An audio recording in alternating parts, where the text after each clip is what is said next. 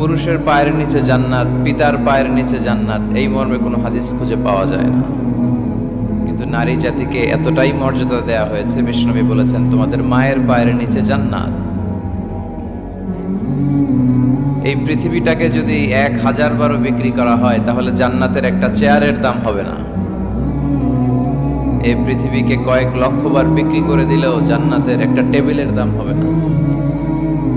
আর যে জান্নাত মায়ের পায়ের নিচে পড়ে আছে, তাহলে ওই পা দুইটার দাম কত? ওই পায়ের দাম টাকা দিয়ে কিনা যাবে না, তাই না? ওগো মা তুমি এই ধরনের শ্রেষ্ঠ নেয়ামত, তোমারই পদ তলে রয়েছে জান্নাত। ওগো মা তুমি এই ধরনের শ্রেষ্ঠ নেয়ামত, তোমারই পদ তলে রয়েছে জান্নাত। চ্যানেলটিকে সাবস্ক্রাইব করে পাশে থাকা বেল বাটনটি অন করে দিন।